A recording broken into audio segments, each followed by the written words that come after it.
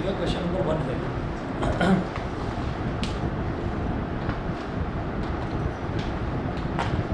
ये जो question number 1 है इसका थर्ड पार्ट देखिएगा। इसमें हमको ये बताना है कि जो भी पेयर्स हैं, अभी यहाँ पर ना कुछ ट्राइंगल्स के पेयर्स दे रखे हैं, ये बताना है कि कौन सा जो पेयर है वो सिमिलर है और कौन सा पेयर सिमिलर नहीं है, ये बताना है। तो इसका थर्ड पार्ट देखिएगा। थर्ड पार्ट में ट्राइंगल दे रखा है LMP,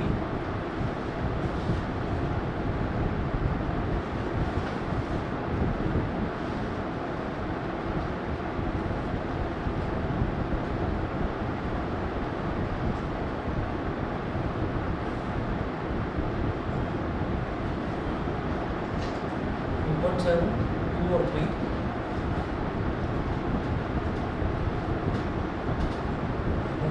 और 3,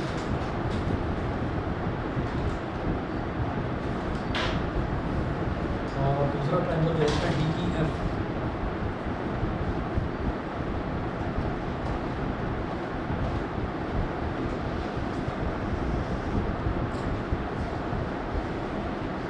DEF, इसमें है 4, 6 और 5,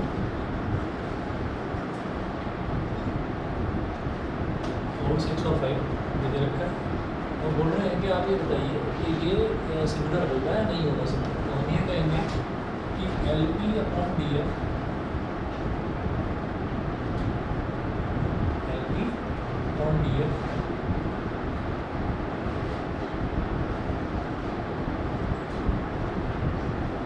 is equal to 3 upon 6, 3 1 3, 3 2 6, तो 1 upon 2 मैंने ये लिया और ये लिया, ऐसे इधर 2 ले लो और 4 ले लो। MP upon DE is equal to 2 upon 4, 2 2 4, क्या आ गया 1 upon 2। लेकिन तीसरा इधर है 2.7, लेकिन इधर है 5। अगर 5.4 होता तब मैं ये कहता कि तीनों साइड्स जो है वो प्रोपोर्शनल आ गई, तीनों का जो रेशियो है वो इक्वल आ गया, तब मैं ये कह देता कि हाँ ये आपके दोनों ट्राइंगल सिमिलर होंगे, लेकिन अभी सिमिलर नहीं है। ठीक है, तो आप यहाँ पर लिखेंगे LM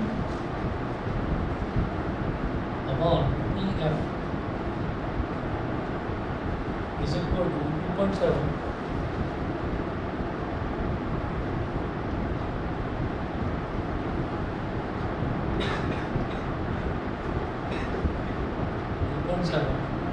upon 5. It is not equal to 1/2. Therefore, LP upon DF is equal to MP upon DE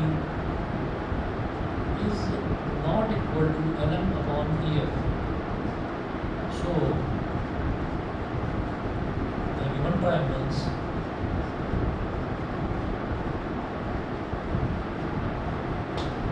are not similar.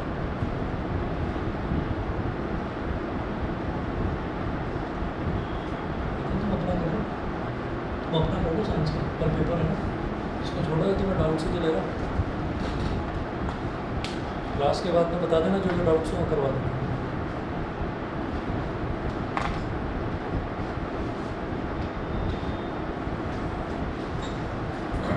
इसके बाद फोर्थ पार्ट देखिएगा इसमें।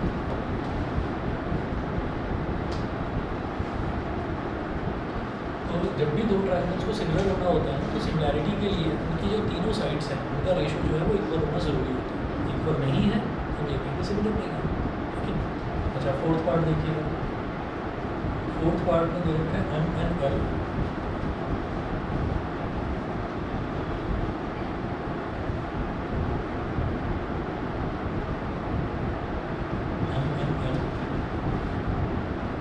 और PQR।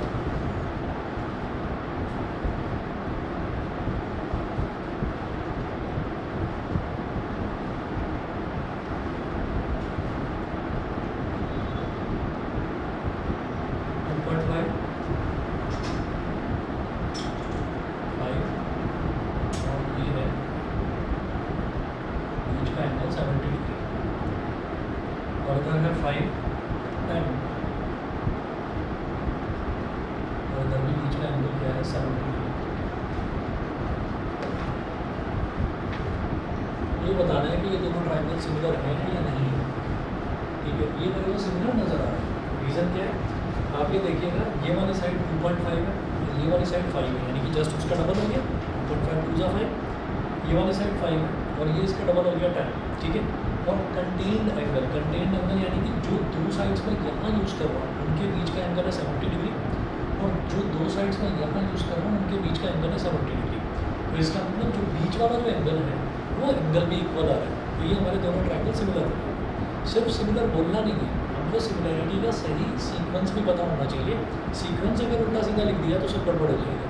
तो देखिएगा क्या लिखेंगे यहाँ पे, यहाँ लिखेंगे सबसे पहले MN/PQ,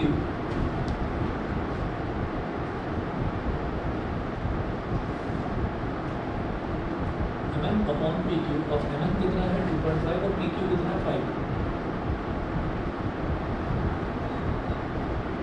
2.5 बन जा 2.5 रिजल्ट आ गया हमारा पॉइंट। दूसरा है ML/QR,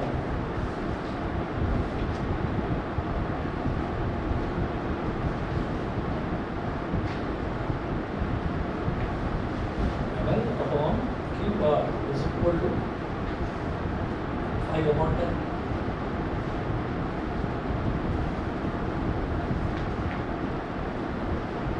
तो दो साइड्स का जो रेशियो है वो इक्वल आ गया और उनके बीच वाला जो एंगल है वो इक्वल दे रखा है।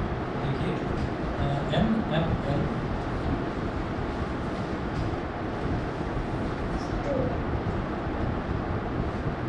हो गया।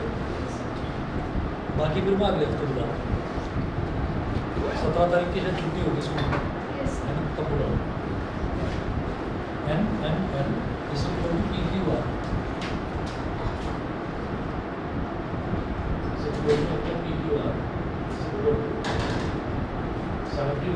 ये हो गया। तो अब दो साइड्स का तो रेशियो इक्वल है और बीच वाला जो एंगल है वो बीच वाला एंगल इक्वल आ रहा है वो 70 डिग्री। तो इसको क्या बोलेंगे, बाई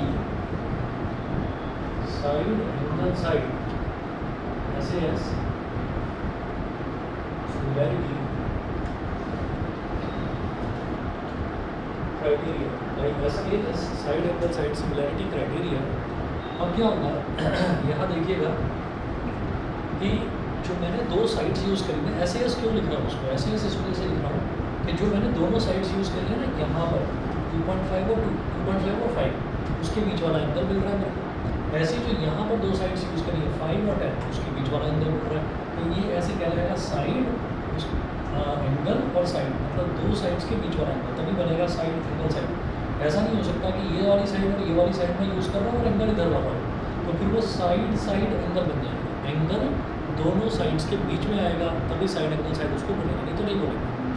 अब इसके बाद सिमिलर तो हो गया, ये तो मेरे को समझ में आ गया, सिमिलर तो हो गया, लेकिन सिमिलैरिटी का सही सीक्वेंस क्या है वो सीक्वेंस देख रहे हैं। तो सीक्वेंस देखिएगा कैसे बताते हैं। हमने ये कहा कि साइड एंगल साइड है, तो यहाँ पर किसी भी ट्रायंगल में 3 साइड्स होती हैं और 3 ही एंगल होते हैं। तो मेरे को 2 साइड्स मिल रही है जो प्रोपोर्शनल है, ठीक है, और एक एंगल मिल रहा है जो कि इक्वल है। तो इसका मतलब क्या हुआ कि साइड्स जो है ना वो मेजॉरिटी में है, साइड्स मेजॉरिटी में, एंगल तो एक है ना। अगर 2 एंगल होते और एक साइड होती तो मैं कहता एंगल्स मेजॉरिटी में हो गए, एंगल 2 हैं साइड एक है, तो 2-1 से एंगल जो है वो मेजॉरिटी में आ गए। यहाँ पर 2 साइड्स का रेशियो ले रहे हैं और एक एंगल ले रहे हैं, तो साइड्स जो है वो मेजॉरिटी में आ गई 2-1 से, ठीक है। तो मेजॉरिटी में आ गई तो मैं साइड्स को पकड़ूंगा, एंगल से अब मेरा कोई लेना देना नहीं है, मैं सिर्फ साइड्स को पकड़ूंगा। हमने ये देख लिया कि जो एंगल है वो दोनों साइड्स के बीच में है, इधर भी दोनों साइड्स के बीच में है। अब सही सीक्वेंस क्या होगा, रफ में लिख लेना। आपने लिखा MN/PQ, MN/PQ is equal to ML/QR, ठीक है। तो जो ऊपर लिखा हुआ है न्यूमरेटर में जो लिखा हुआ है वो कौन सा है, वो इस वाले ट्रायंगल के पार्ट्स हैं, ठीक है। तो MN और ML में कॉमन अल्फ़ाबेट कौन सा है, M। तो जो कॉमन अल्फ़ाबेट होता है उसको बीच में लिख लेते हैं। तो MN को पलट कर NM कर दो, भाई साइड है, साइड को आप M बोलो या M बोलो, एक ही बात है। जिसको पलट कर मैंने NM कर दिया और ये ML है। जब दोनों को कंबाइन करूँगा तो क्या बन जाएगा, NML। तो यहाँ लिखेंगे ट्रायंगल NML, सिमिलैरिटी का ये साइन होता है, सिमिलर टू। अब ऐसे यहाँ पर देखिए PQ और QR, तो तो इसमें कॉमन अल्फ़ाबेट क्या है क्यू, और क्यू ऑलरेडी बीच में आ रहा है, ठीक है। अगर इनको कंबाइन करेंगे तो क्यू क्यू को ओवरलैप कर जाएगा, तो ये क्या बन जाएगा पी क्यू आर। तो एनामेल is similar to triangle P Q R. तो सीक्वेंस का इस तरह से पता लगाते हैं, समझ गए भाई। ऐसे ही अगर आपके मन में आए, आप ये कहेंगे नहीं मैं तो ऐसे ही लिखूँगा एम एन एल और पी क्यू आर, तो एम एन एल अगर लिख दिया तो गलत हो जाएगा, एम एन एल अगर लिख दिया तो गलत हो जाएगा, आपको एन एम एल ही लिखना है। गलत क्यों होगा? हम ये नहीं कर सकते कि मतलब 70 मुझे बनना है वो एम पे बन रहा है, एन एम एल, और वहाँ पे क्यू पे बन रहा है एन एम एल, और ये क्यू पर बन रहा है तो पी क्यू आर है ना। तो एन एम एल और पी क्यू आर हो गया। लेकिन कोई और समझदार बच्चा हुआ एलेवन लिख सकता है, वो एलेवन लिखेगा वहीं गलती हो जाएगी, वहीं गलती हो जाएगी। और गलती क्या होगी वो देखिएगा, गलती ये होगी कि इधर तो एलेवन लिख दिया और इधर लिख दिया पी क्यू आर, तो क्या अगर होगा? वहाँ पे आर क्यू पे लिखे तो तब ठीक है, तब ठीक है, तब ठीक है। लेकिन तरीका ये पकड़ कर चलना, अपना दिमाग मत लगाना बिल्कुल भी, यही तरीका पकड़ना, नहीं तो गलती होती है ज़्यादातर बच्चों से। सिमिलैरिटी समझ में आ जाएगी, सिमिलर हो गया, ठीक है। लेकिन सीक्वेंस गलत होते ही सब कुछ पूरा क्वेश्चन ही गलत, टीचर नंबर ही काट देगा कि यार इस बच्चे को कंसेप्ट ही नहीं होता, ठीक है। तो ध्यान रखिएगा, सीक्वेंस बहुत इंपॉर्टेंट है। उसके बाद देखिएगा, और इसमें ना अगर आप चाहें कि मैं सेम तरीके का चेंज करना चाहता हूँ, तो सेम तरीके का चेंज कैसे होगा? जैसे कि एम एल है ना, इसको पलट कर लिख दो एल एम, आपने सेकंड और थर्ड अल्फ़ाबेट को पलट दिया, तो इसका भी सेकंड और थर्ड अल्फ़ाबेट पलट, मतलब दोनों में सेम तरीके का अगर आप चेंज करेंगे तो सिमिलैरिटी क्राइटेरिया को फ़र्क नहीं पड़ेगा कुछ भी। क्लियर है मेरी बात? ठीक है। ऑनलाइन वाले दोनों बच्चे बताएं, दीक्षिता ओमना क्लियर है? Yes sir. ठीक है, चलिए जी। इसी का तो फोर्थ पार्ट का, इसका फिफ्थ पार्ट देखिएगा।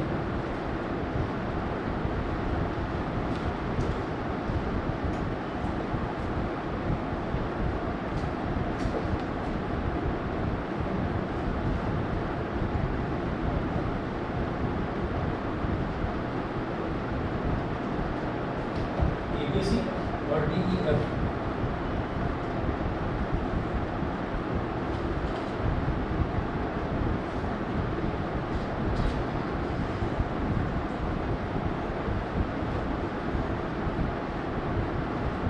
और 3, ये तो है 2.5, ये है 3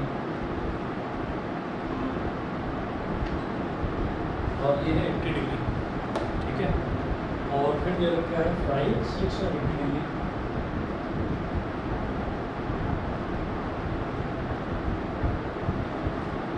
ठीक है, अब जरा देखिएगा, ये सिमिलर नहीं है, ऐसे समझ नहीं है, ये सिमिलर नहीं है। ये कहेंगे कि 2.5 हो गया और ये 5 हो गया, तो लिख देंगे ऐसे A B upon D F is equal to 2.5 upon 5, 1/2 हो गया। B C upon E F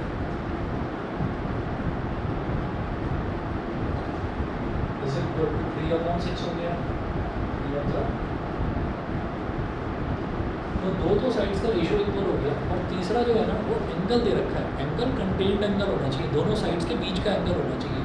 मैंने यहाँ कौन सी साइड यूज़ करी है? 2.5 और 3, तो 80 डिग्री बीच का एंगल होना चाहिए। ऐसे ही यहाँ पर मैंने 5 और 6 यूज़ करा है, तो 80 डिग्री उनके बीच का एंगल है, वो तो ठीक है, लेकिन यहाँ बीच का एंगल नहीं है, तो हम ये कहेंगे but the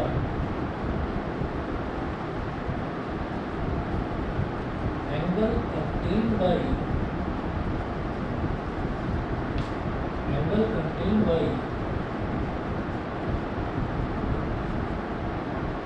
the above mentioned sides,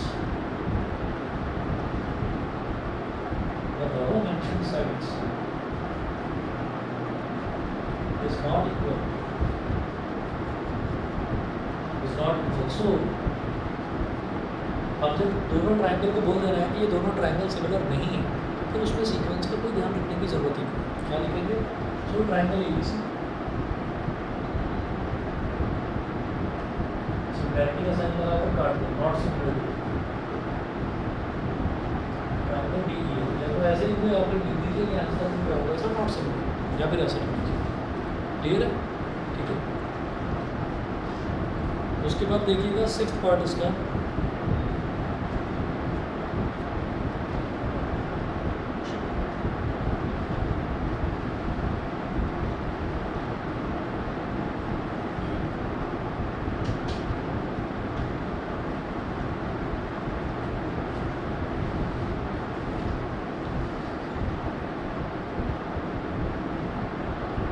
sixth part DEF और PQR.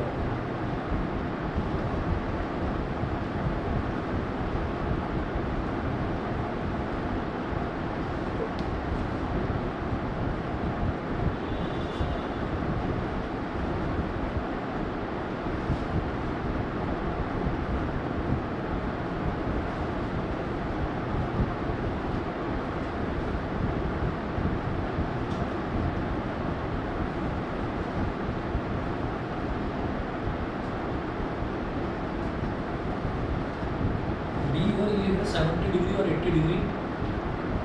ये है 70 डिग्री, ये है 80 डिग्री. इधर Q और R है 80 और 30.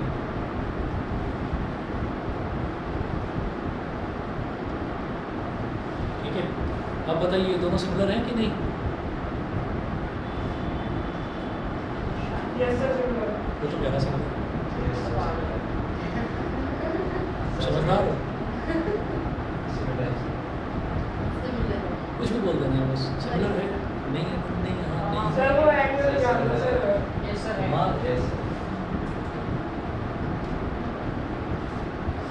सब एंगल प्रॉपर्टीज ये 70 डिग्री 80 डिग्री कितना हो गया ये? 30 डिग्री. भाई एंगल सम प्रॉपर्टी 80 और 70 150, तो बचा होगा 30. 80 और 30 70 और 10 बचा होगा 70. सिमिलर है. ये बाल कहाँ पर कटवाया है? मुझे उसका नंबर चाहिए. उससे पूछूंगा भाई तूने बाल कैसे काटे हैं? कुछ दिमाग पर असर आ गया. घुटने में चोट लगी थी हाँ. अभी. जरा देखिएगा, ये हो गया D. हम यहाँ पर लिखेंगे angle D is equal to angle P और angle E is equal to angle Q और angle F is equal to angle R. तो DEF PQR के इक्वल है. तो बाई डबल ए भी बोल सकते हैं, ट्रिपल ए सिमिलैरिटी क्राइटेरिया बोलो या डबल ए बोलो. ठीक है, तो by triple A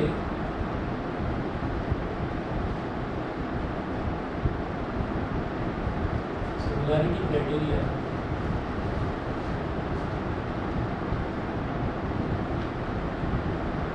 triangle DEF is similar to triangle PQR. ये दोनों सिमिलर हो गए. सही है. क्वेश्चन नंबर 2 देखिएगा, इसमें फिगर दे रखी है. In figure 6.35 triangle ODC is similar to triangle OBA.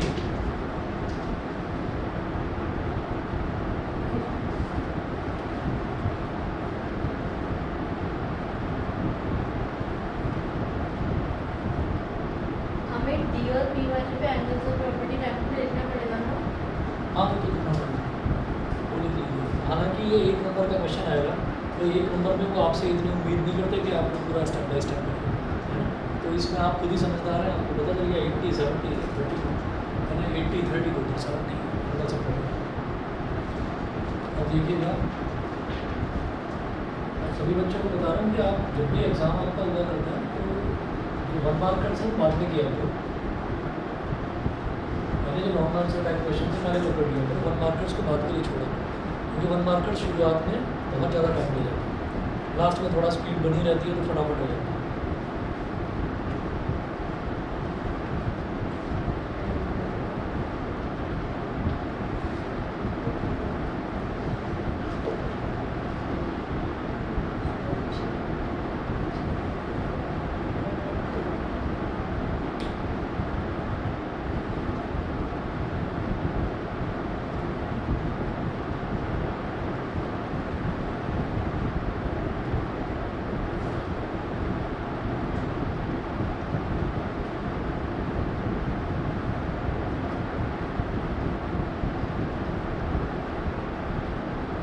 ये 70 डिग्री और इधर 125 degree.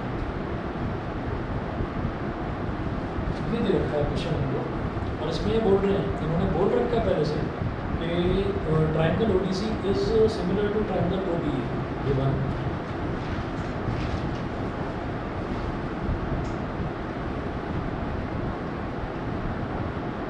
Triangle ODC is similar to triangle OBA. Triangle OBC or triangle OBA is similar. Angle POC is equal to 125, angle CDO is equal to 70 degree. Find angle DOC. एक तो DOC निकाल लेंगे ये वाला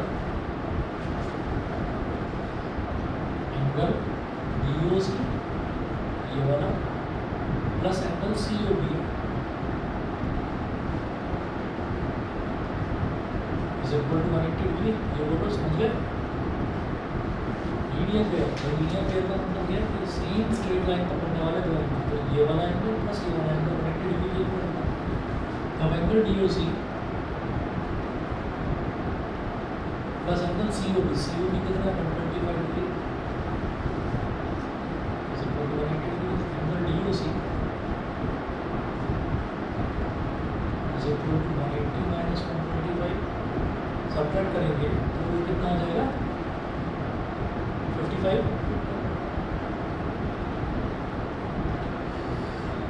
degree हो गया। फिर पूछ रहे हैं कि DC कोड निकालिए एंगल DC कोड ये वाला एंगल ये 55 आ गया है तो एंगल ODC ODC मतलब ये वाला एंगल प्लस एंगल DOC मतलब ये वाला और प्लस एंगल DCO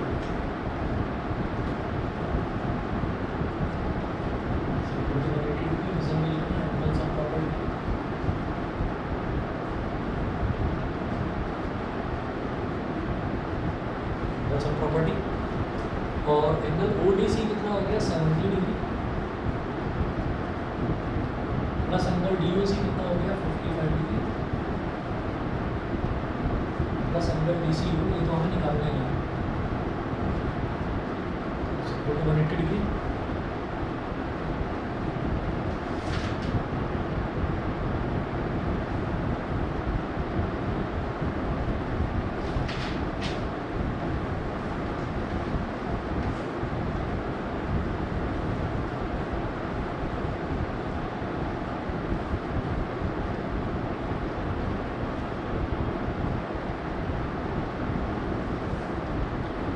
प्लस 55 कितना हो गया 25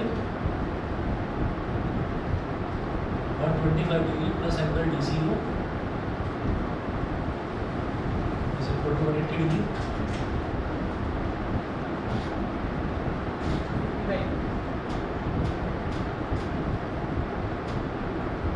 ये 55 डिग्री हो गया। उसके बाद पूछ रहे हैं एंगल OAB ये वाला एंगल तो हम ये कहेंगे सिंस ट्रायंगल ODC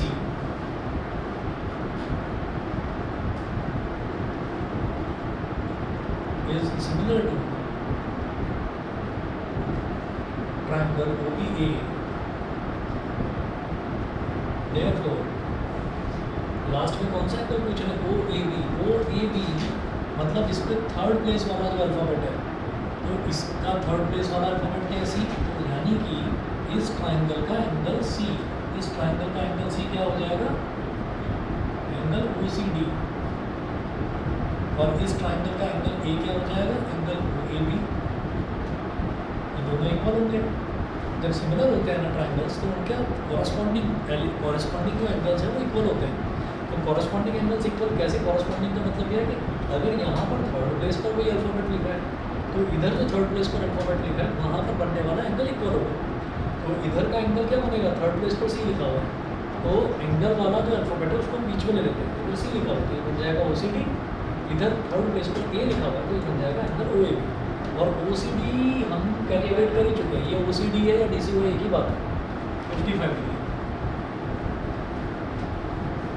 यहाँ लिख दीजिएगा कैलकुलेटेड अबाउट ऊपर कैलकुलेट करा जा चुका है। बताइए जी क्लियर है ठीक है। चलिए मैं बस 1 मिनट में आ रहा हूँ आप बाकी देखिए और कोई डाउट्स ना करो।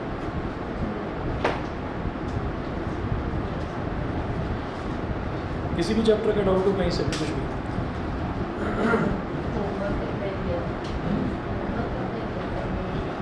देखो कहीं से भी डाउट हो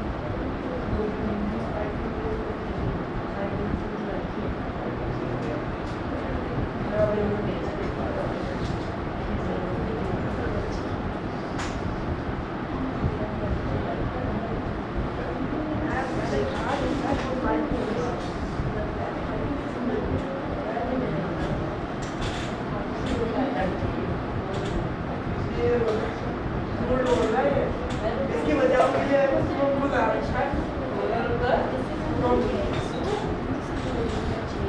बोल रहा हूँ हाँ तो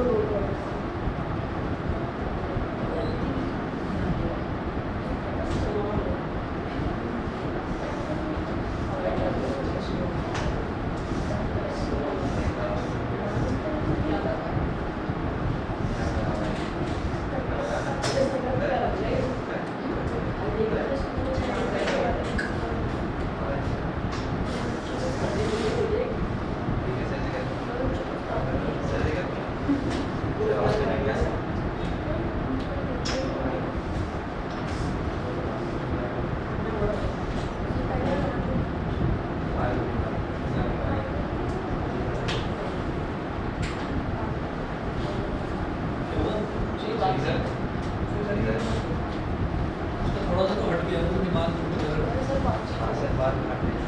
हाँ ज़्यादा कट गया बात तुम्हारे।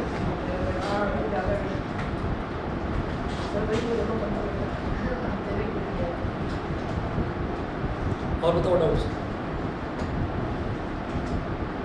मतलब वो डाउट्स तभी आते हैं जब बच्चा पढ़ता है, पढ़ाई वढ़ाई कुछ करी नहीं। एक ही बुक से काम चला रहे हो क्या दोनों भाई बहन?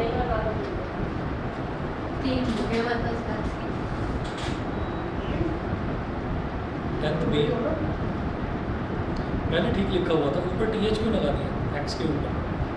ये मैंने नहीं लिखा, ये मेरे दोस्त ने लिखा है मुझे।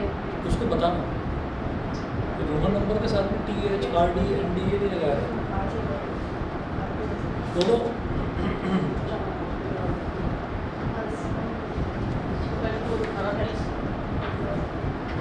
तुम्हारे कोई डाउट नहीं?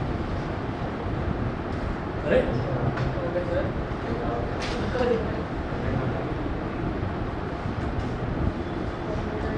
बताओ भाई, अभी पढ़ाई वढ़ाई चल रही है? तुम्हारे तो चलो मान लिया नहीं होंगे डाउट्स, तो भावनाओं में इतना बह जाता है कि होमवर्क करके पेपर ही भेज देता है, फिर डिलीट करता है।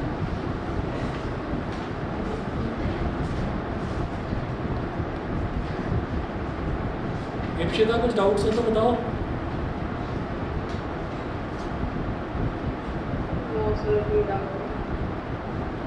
डाउट्स ऐसे डाउट मेरा से वैसे डाउट बना रहा है उसको, है ही नहीं। वो देखता है कि कौन सा मुझे कौन सा hard क्वेश्चन लग रहा थोड़ा है। सा लग रहा है थोड़ा सा लग रहा है वो भी देता है। पता है 10th में जैसे मतलब जैसे नॉर्मली 6th क्लास में 7th क्लास में 8th में क्या होता है कि जैसे बच्चा फेल हो जाता है तो फिर रीटेस्ट होता है उसका। हाँ रीटेस्ट होता है। और इसी तरीके से 10th में पता है क्या होता है, कंपार्टमेंट बोलते हैं उसको। कंपार्टमेंट सुना हुआ, कंपार्टमेंट में बच्चे निकल नहीं पाते, क्लियर नहीं हो पाते वो, बड़ा मुश्किल है।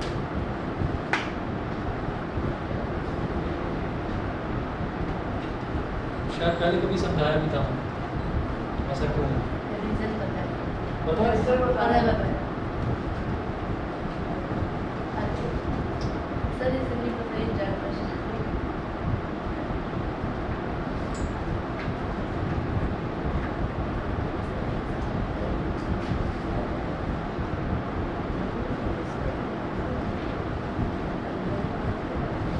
चलिए जी। देखिएगा।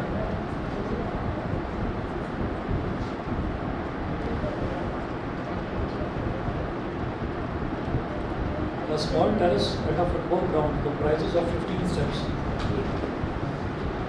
AP का है क्वेश्चन, पढ़ा तो है नहीं इसने, वैसे क्वेश्चन पूछ रहे हैं। स्कूल में तो ना जाने क्या क्या हो चुका है। अभी मैंने आपके बैच में AP करवाया थोड़ी है, अभी स्टार्ट करवाया था। आज स्टार्ट करें। ठीक है, तभी बताऊंगा, ये बिल्कुल लास्ट का है क्वेश्चन, आखिरी क्वेश्चन है, वो भी ऑप्शनल का आखिरी क्वेश्चन क्या करते हैं, नीचे लिखा हुआ भी है, these exercises are not from the examination point of view. तो एग्जामिनेशन पॉइंट ऑफ व्यू वाली तो सारी तुम कर ही चुके हो। अब ये वाली, ये भाई क्वेश्चन नहीं मिल रहे थे तो मैं क्वेश्चन का भूखा हूँ, ये क्वेश्चन दो मैं करूँगा कुछ। वही बात।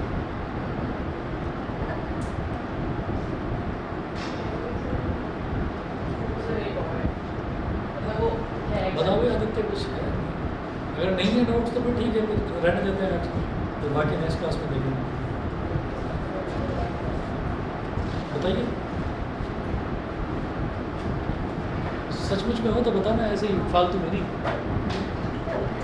पहले सर ने हाथ में दे दी और सर ने टेरेस वाला क्वेश्चन दे रहे हैं। बुक के मुझे जब सर ने पूरे क्वेश्चन पूरा बुक में पहले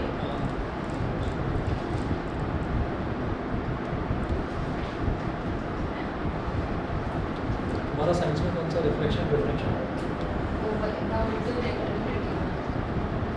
अभी करवाता हूँ। अच्छा, मैंने आप लोगों को बता दिया था कि कल का मैं ऑफ रखूँगा, कल मुझे जाना है शादी में, तो मैं हूँ नहीं, ठीक है। हमारा पेपर कल है परसों? पहले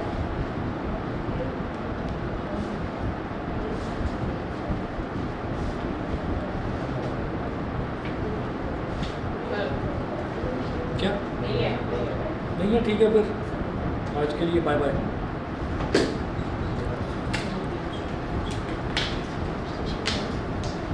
कुछ पूछना तो बताना।